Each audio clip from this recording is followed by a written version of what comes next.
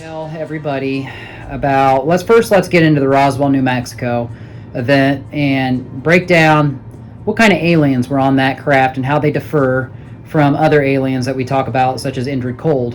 And that was in 1947, so I'm just going to let you get into it. The aliens that were in Roswell were what they know as Greys.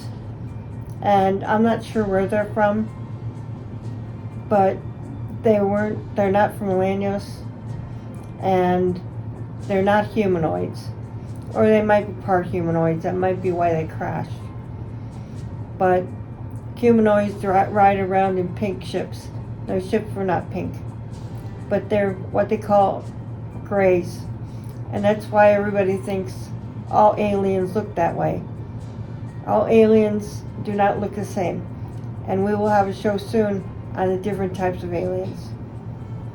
You talk about the alien abduction stories. These are by the Greys, right? And they're also known as Zeta Reticulans? Right. Yeah. The Greys are the ones that are known for the abductions and the severe pain that they put people through in abductions. I don't know why they do that. That's just the nature of the beast.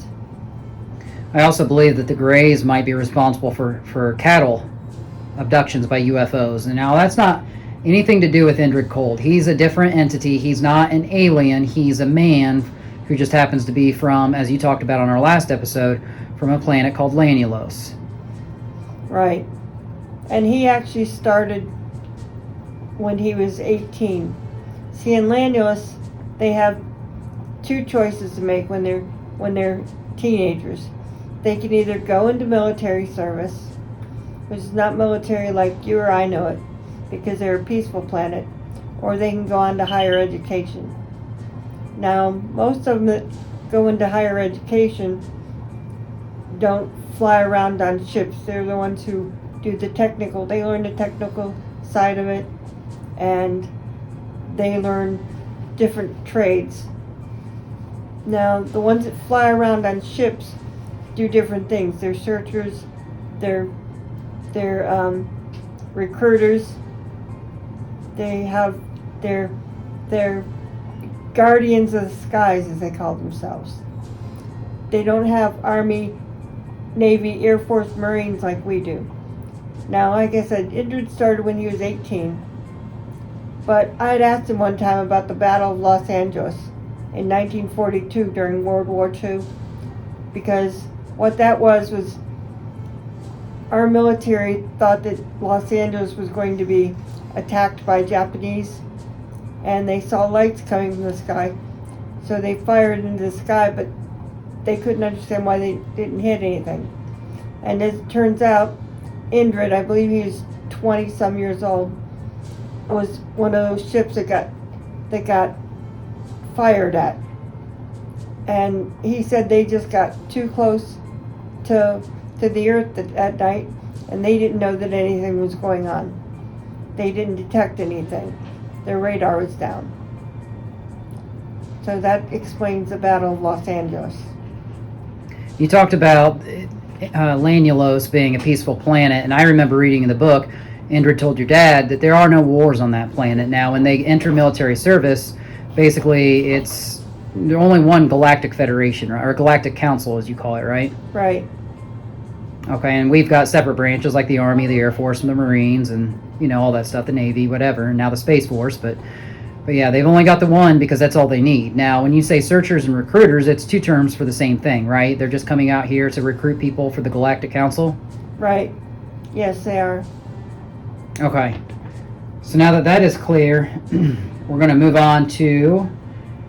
you said something about Indrid tried to recruit your dad. He thought your dad would be perfect to join the Galactic Council at first, but then your dad was scared he didn't want to join. Why would that be? Because, Dad was scared anyway when Indrid came up to the car, because he didn't know what was going on. He didn't understand the craft that Indrid was riding in. He wasn't exposed to any of that. My dad was not a sci-fi type of person. He didn't watch all those science fiction shows on TV. He didn't read science fiction. In fact, Dad had very little time to just watch TV or read. Well, really, your dad would be able to tell your mom what was happening in other places. Can you elaborate on that just a little bit? Yeah, Mom would go shopping and usually take me with her. And before she got out of the car, Dad would be able to tell her where she went, what she bought, and who she talked to. And Mom could never quite understand that. Mom thought Dad was having her followed. So that was a problem in the marriage for a long time until Indrid sat down.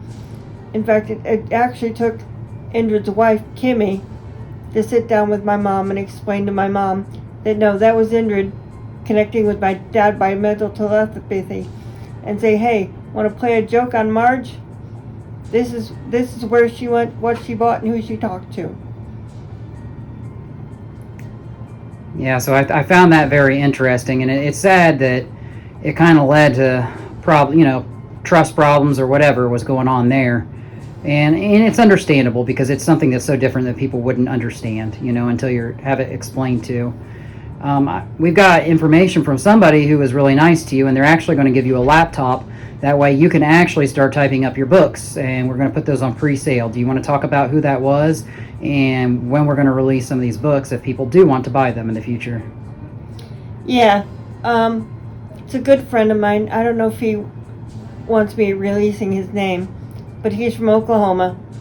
And since everything that I had, everything I owned, was trashed or stolen by some homeless people while I was in here in the hospital, I didn't have anything. My laptop's gone, and I was given a phone. It's got a cracked screen, but it works. And I don't really have many clothes that have been given to me over the last few days. And he was nice enough to say, hey, you need a laptop, I want to help. So he's sending me a laptop. I should have it Tuesday. Yeah, it's amazing news, and then that way I can help you kind of get these books typed up, because we know you want to at least put them on pre-sale, and hopefully we can get them all kind of ready at once. Now, this isn't going to be a huge money-making thing, but we know some people are really interested in the story and would like a copy of your dad's book or your book, and you do have the new one out for release, 50 Years with a Man Named Cold. So do you want to just briefly talk about that a little bit so people kind of know what to expect? Well, the 50 Years with a Man Named Cold is a new one coming out. My current book is Beyond Lanulos. And if you want an autographed copy, you have to order it directly through me, because you can't order it from Amazon and have it autographed. Because I don't receive any royalties from books right now on Amazon. Now I will A Man Named Cold, because I'm going to publish it myself. But A Man Named Cold is going to have a lot of background information on Indrid and his family, and it's going to have a lot more information about it, and some previously unpublished newspaper articles. In fact, if I can find it, after my things in my house were destroyed, I believe all my notes and all my dad's files were destroyed. I'm going to try and find it. This article was actually in Stars and Stripes back then. That's a military publication, military newsletter. Yeah. For those of you who don't know. And then what I can do is I can go to the public library here on microfilm and see if I can find some of those old newspaper files as well, and we can put them in your latest edition of the book. And like she said, try to abstain from ordering it off Amazon, because it doesn't directly help her.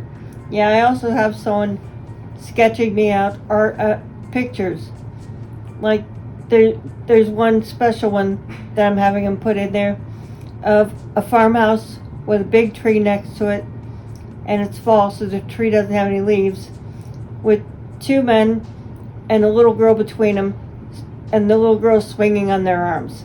That little girl is me, and I used to do that with Dad and Indrid all the time. That was something very special to me. Yeah, and this artwork is going to be run by you before it ever goes published, so any sketches that anybody does, it's going to be historically accurate as far as this story goes. So right. That holds some more significance to the book as well. So yeah. All right, is there anything you'd like to add on this edition of Friday Night Frights? Nothing that I can think of. Just everyone, if you have any questions, please feel free to message me on Beyond Lanulos or A Man Named Cold. In fact, I have some sneak peeks on A Man Named Cold for the new book. So, and I update them regularly on Facebook. So feel free to message me and ask me any questions. And then one last thing, do you want to quickly talk a little bit about Parkersburg Paranormal Fest that's coming up in June? Oh yeah, June 25th or 24th is a very special day. It's actually National UFO Day. So the 23rd, 24th, and 25th, I'm throwing something called Parkersburg Paranormal Fest 2023. And what it is, it's a chance for vendors to come and show what they've got in paranormal, UFO, Bigfoot. You'll get a 10 by 10 spot, and you can message me for prices. But the 23rd is going to be like a welcome reception for the vendors, and then there's going to be 2 sessions on the 24th. It's going to be one in the morning and one in the evening, and then 25th in the morning is going to be a thank you breakfast. So thank everybody for coming. And I'm trying to make a connection so that maybe for the welcome reception, we can all get on a bus and take one of what they call haunted Parkersburg ghost tours. And I'd like to try and maybe after breakfast on the 25th, take everyone out to where my dad saw the UFOs out in Mineral Wells. Yeah, I think that would be really important to know exactly where the location was, and also the part on I-77 by Route 47 where the initial encounter was. So I think that would be really cool, and a lot of people would love to be on a bus trip for that. Yeah, I have some really special memories from out in Mineral Wells. One that I don't think I've mentioned on here before is John Keel. John Keel was very hard-headed, but he was a great man. One night he came out to the house and he saw lights in the sky, and he decided he had to investigate where those lights came from.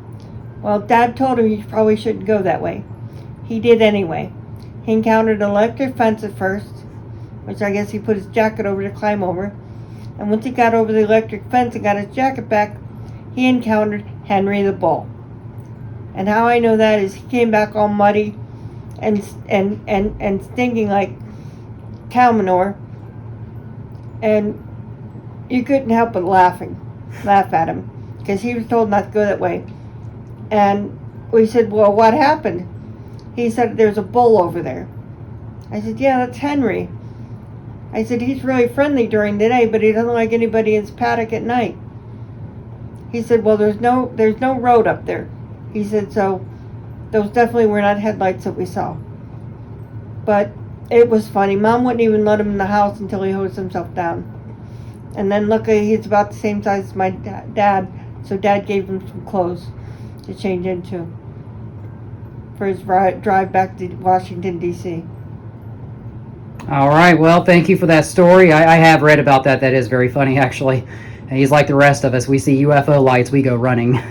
Yeah. So I remember when I saw mine in Germany, and I actually jumped up and down like a child because it was that exciting to me, and it's not something you see every day. So. Right. All right, well, that's all we've got for Friday Night Frights. Thank you for the time, and until next week at 9 p.m. Friday night, we will see you right back here again.